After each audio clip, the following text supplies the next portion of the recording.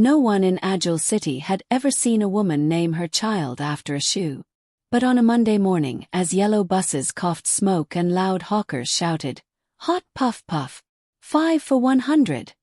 a soft voice floated out from the back of a crumbling apartment block. "Your name today is Sandal." The girl giggled. Her name had been Rain just yesterday. From the open windows people stared. Some laughed. Some shook their heads. Others whispered behind curtains. "That woman again. Is she all right upstairs? First Rain, now Sandal. Now what?" But Ebony didn't care. She wrapped her daughter's hair in a clean scarf, kissed her forehead and whispered, "A new name, a new layer of protection." The girl beamed, not knowing that a name could save her life. Agile was a noisy, crammed city with yellow buses, dirty gutters, and buildings that groaned every time it rained. But it was also a place where everyone knew your business, especially if your business didn't make sense. And nothing made sense about Ebony and her daughter. The woman never used one name for her child. She didn't send the girl to school. She homeschooled her from their single-room apartment, scribbling lessons with charcoal on carton paper. Sometimes the girl was called Smile. Sometimes Feather. Once she was called Window. The neighbors mocked them every single day. "Name your child Refrigerator tomorrow. She go answer Okada next week." Which? But Ebony ignored them. Every night, she would lock the door, light one candle, and whisper prayers in a language only she understood. Then she would open her daughter's palm and say, "Tomorrow your name will be." Kola had once loved Ebony. He had loved her beauty, her silence, and her strength. But the city had no patience for mystery. His friends mocked him. His mother called Ebony cursed. His boss asked why his wife didn't act normal. One day, after a fight where Ebony refused to explain her naming ritual, Kola stood in the doorway with a packed bag and eyes full of fear. "You don't even know what you're doing," he shouted. "Every day one foolish name. I can't keep defending you." Ebony didn't beg. She looked him in the eye and said only one thing. "The dream warned me. If I give her just one name, she will die." Kola left that day. He never returned. Ebony's strange behavior had started 5 years before, on the night she gave birth. She had fallen asleep after long labor and woke up with tears running down her face. In the dream, a huge black bird had flown through a stormy sky. It perched on her baby's chest and screamed, "Names bind. Names reveal. One name and she dies." Then a figure cloaked in blue smoke whispered, "The child is marked. Keep her hidden or she will be found." Ebony woke up screaming. From that moment she made a vow. No single name. Not ever. So the next day she called her baby River. The next Moonlight. Then Book. And so it went. No one understood. But Ebony didn't need them to. Inside their one-room home with peeling green walls and a cracked ceiling, Ebony raised her daughter like a secret garden. They had no TV. No phone. No plastic toys. But the room was filled with hand-drawn maps, piles of worn books, and cut-out stars on the ceiling. "Today your name is Whistle," Ebony would say as they did morning stretches. "Today your name is Breeze," she'd whisper before bedtime. The girl grew curious and sharp. She could read at 5, write stories at 6, and solve adult puzzles by 7. But most of all she could feel. She felt things others didn't. Shadows, dreams, and sadness hanging in people's eyes. "She's too quiet," the neighbors warned. "Too smart," the old man downstairs said. "Too strange," said Kola's mother when she visited once and found the girl answering to Teacup. But the girl just smiled. She was used to being water. Always changing, always flowing, never trapped. Started with a paper. One morning when the girl was called Sky, a knock came at the door. It was a man in a navy blue shirt, holding a clipboard. "Is this the Ebony household?" he asked. "Yes." "Where is the child?" Ebony's heart jumped. "Why?" "The Education Council says a girl of her age must be in school. You've refused. This is now a legal matter." Ebony stood firm. "She's not safe in public." He frowned. That's not your decision. We'll return with officers. As he walked away, Ebony held her daughter tight. She knew something had shifted. A force had noticed them. The city was no longer safe. That night, a thick fog settled over Agile, unusual for dry season. Ebony lit her candle and did the ritual again. Tomorrow, she said, trembling. Your name is Wall. You must not leave the house. The girl, now 8, looked up. Mama, what are you afraid of? Ebony's lips quivered. The day I forget to name you, they'll find you. Who are they? But Ebony said nothing. At midnight, the girl heard footsteps outside. She peeked through the curtain. A woman in a torn black wrapper was staring at their window. Her skin was gray. Her eyes looked like ashes. Then she smiled, and her teeth were too many. The girl screamed. But when Ebony opened the door, the woman was gone. Only the fog remained. 2 days later, while Ebony was out buying food, a man in a gray suit knocked on the door. He had a silver cane and a crooked smile. Hello, he said kindly. I'm looking for the child with many names. The girl, who was called Basket that day, blinked. You mean me? He nodded. I've waited years to find you. Your mother has done well hiding you. But it's almost time. The girl frowned. Time for what? Time for you to remember who you really are. Before she could speak, Ebony rushed in, her heart thumping like a drum. Leave, she shouted, grabbing her daughter. The man bowed, tapping his silver cane on the floor. Soon. You won't be able to hide forever. He vanished into the fog. The next morning was silent. No hawkers. No buses.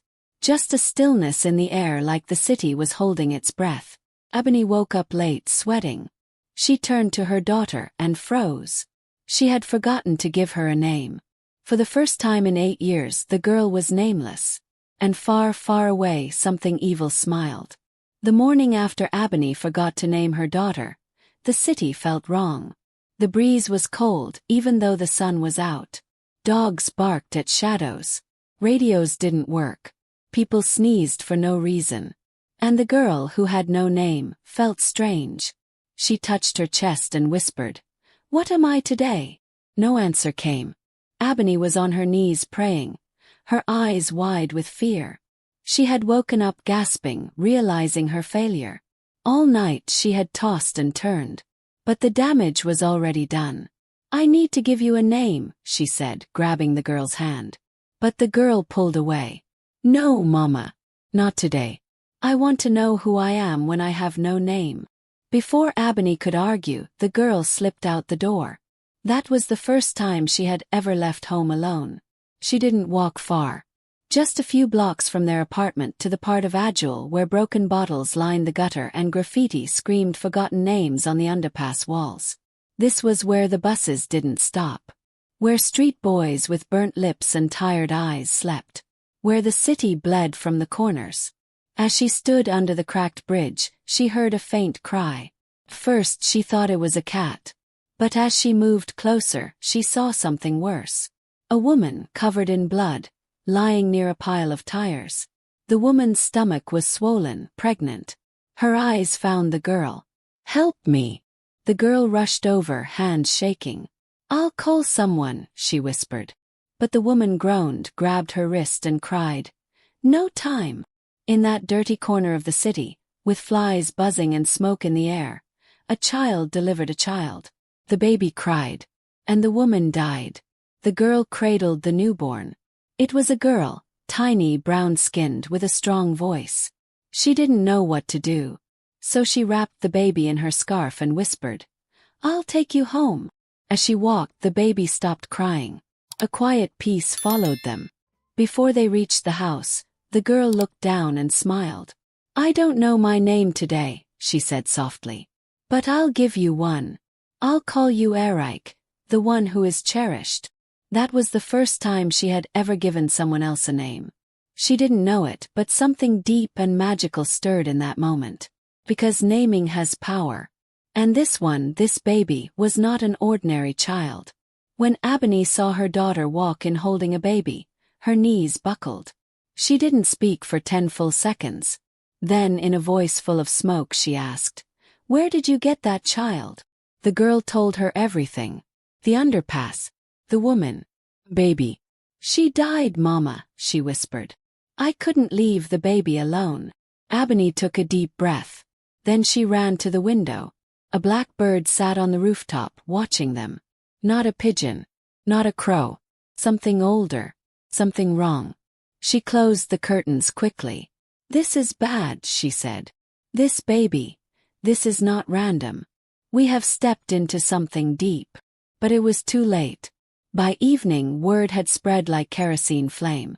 They brought a dead woman's baby into the compound. They do rituals at night. She's a witch.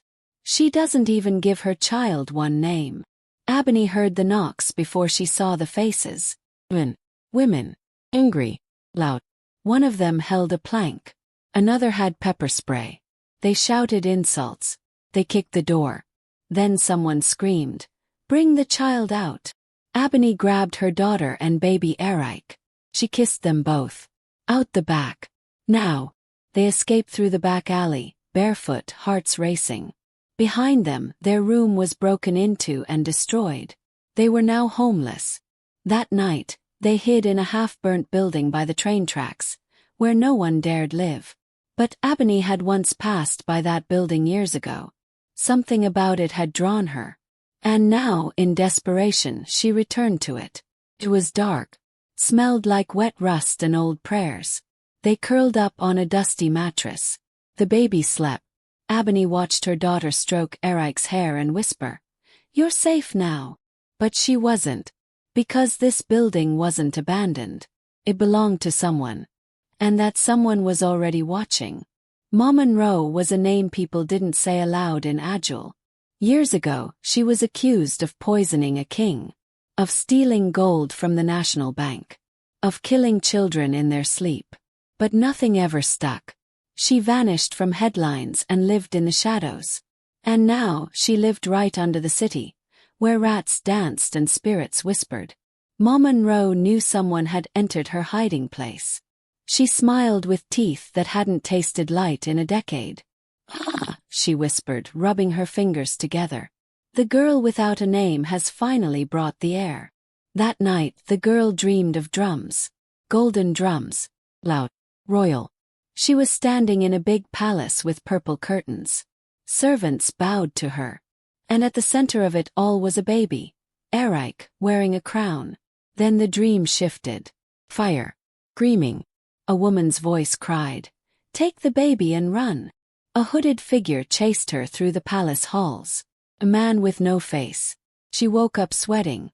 She looked at Eric. Then she looked at her mother. "Who is she, Mama?" she asked. Ebony stared at her long and hard. "I think she is the one they've been hunting for. The one I was told to protect, even before she was born." They had no food left. Ebony, desperate, went to the only person who might help, her ex-mother-in-law. When the old woman saw her, she hissed like a cat. "You dare show your face after all your madness? I just need food. For the children. You brought a cursed baby into this city. They say it cries and wind begins to blow. She's just a baby.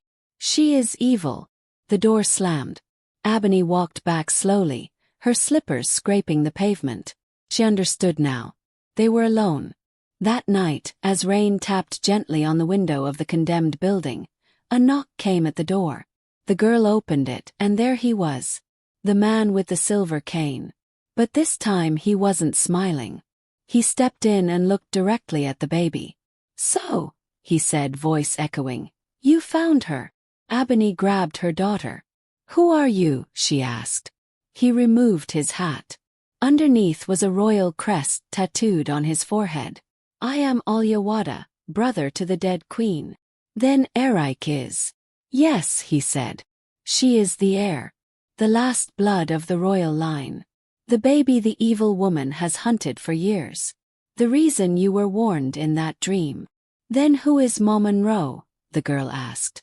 The man's face darkened. "She is not a woman," he said. "She is a spirit in human form. She killed the queen. She destroyed the palace. And now that you have named the child, she knows where we are. Suddenly the lights flickered. A sharp wind blew through the cracks in the wall. The baby cried. Abony ran to hold her. Outside, the city fell into silence. And then, on the wall behind them, blood began to drip. Not paint. Blood.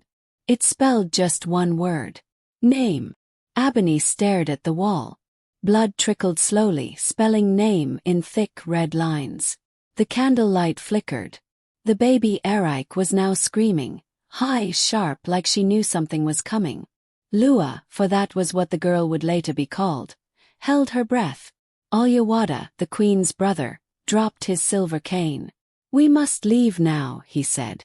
But before they could move, the air snapped like fingers cracking. And she appeared. She didn't kick the door. She didn't float. She just appeared. 1 second there was nothing.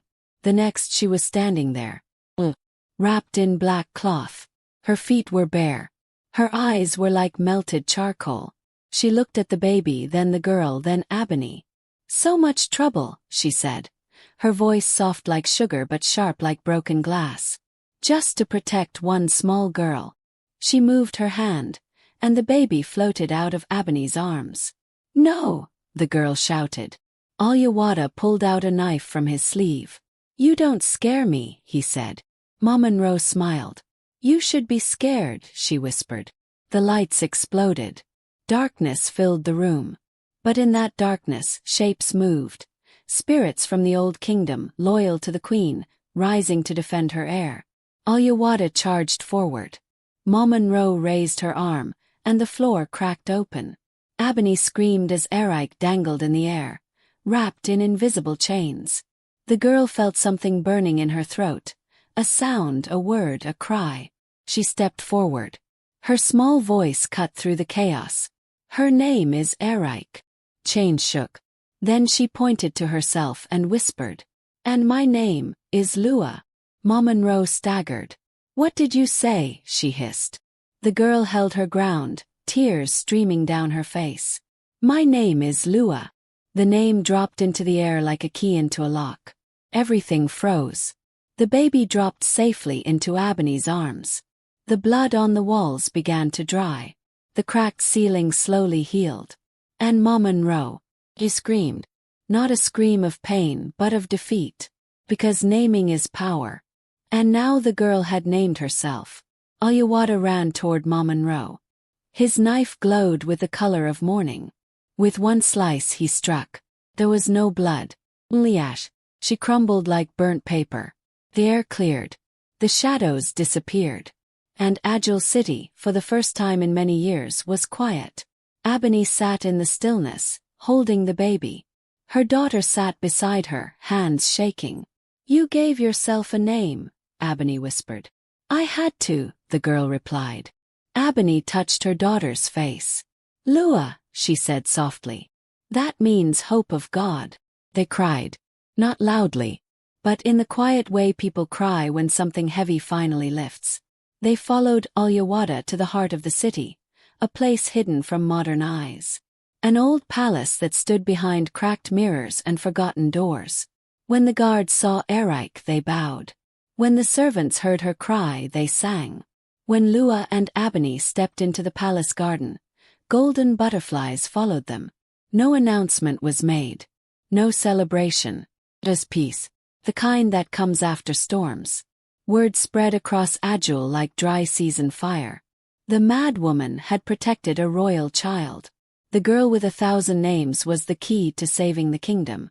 Kola came quietly, hiding behind the palace gates. He saw Abony standing in a simple wrapper. No crown, no jewels, just a quiet strength in her eyes. She saw him too. But she didn't wave. Didn't smile. She simply turned back and held Lua's hand tighter. And Kola. He knew he had lost something too pure for his pride. She was selling akara at the market when the radio made the announcement. Princess Eric, long believed to be lost, has returned. She was protected for years by 2 women of great courage. Kola's mother dropped her bowl. She sat down slowly. And for the first time she said nothing. People who had mocked Ebony now crossed the street when they saw her. They remembered the names: Rain, Kendall, Feather, Moonlight. They whispered stories about the fog, the black bird, the child who delivered a baby. They no longer laughed. They listened. And Ebony, she didn't preach. She didn't explain. She simply lived. Quietly. Fully. Strongly. 1 year later, Lua stood in the same alley where she had once found the dying woman. She placed a single candle beside a new wall someone had painted white. No words. No crowd. Just one act. She carved 3 names into the wall with a piece of broken glass. Ebony. Right. Lua. Then she stepped back, wiped her eyes and smiled.